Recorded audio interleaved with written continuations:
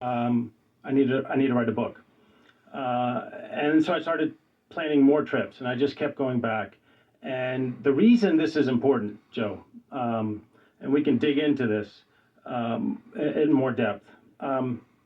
Throughout the whole history of slavery, I mean, I'm going back centuries, never in human history has there been more suffering that generated more profit and was linked to the lives of more people around the world, ever in history, than what's happening in the Congo right now. And the reason I say that is this.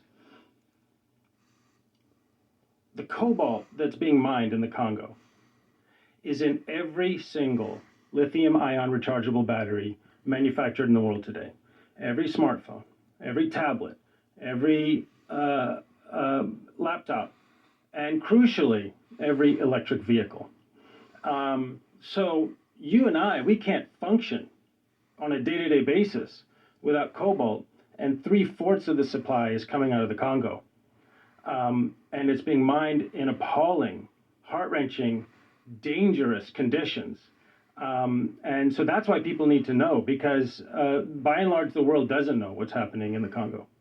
It's something that people sort of know peripherally, that, they call them conflict minerals, and, they know that they're coming from an area of the world that's very poor, but I don't think people are aware of how horrible it is. There have been some documentaries that have been done on it, and they're all terrifying. Yeah, so conflict minerals was phase one, and that's actually not cobalt.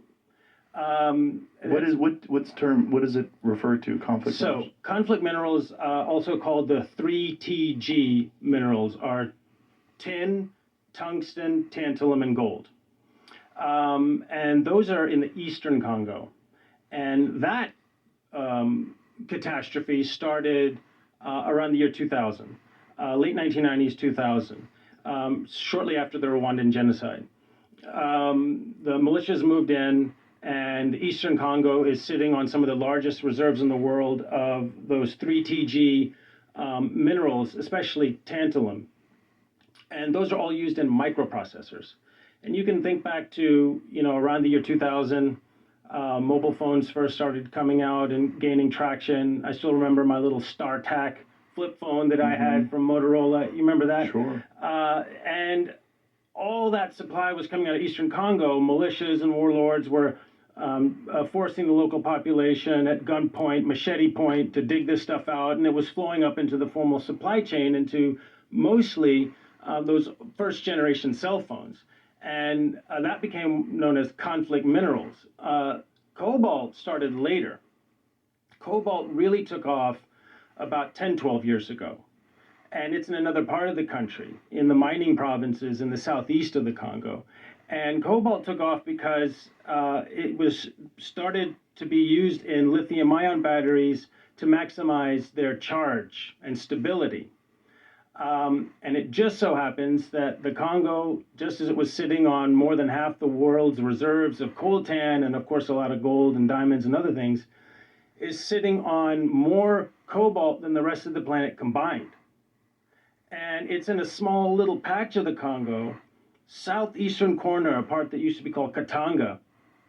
And before anybody knew what was happening, Chinese government, Chinese mining companies took control of almost all the big mines, and the local population has been displaced, is under duress, and they dig in absolutely subhuman, gut-wrenching conditions for $1 a day, feeding cobalt up the supply chain into all the phones, all the tablets, and especially electric cars.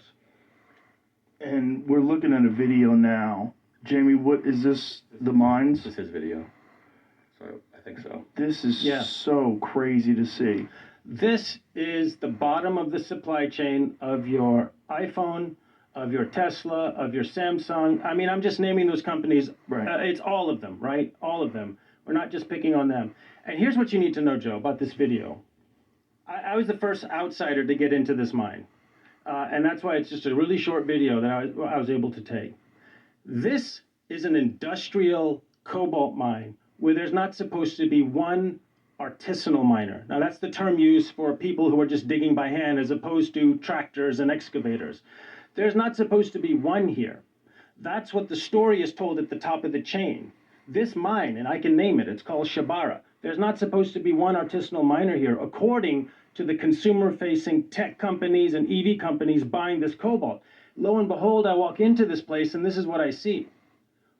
There's more than 15,000 human beings crammed into that pit, digging by hand. And if you have sound, you hear the mallets, you hear the shouting, you hear the grunts. It's a massive humanity. You might expect to see a scene like this.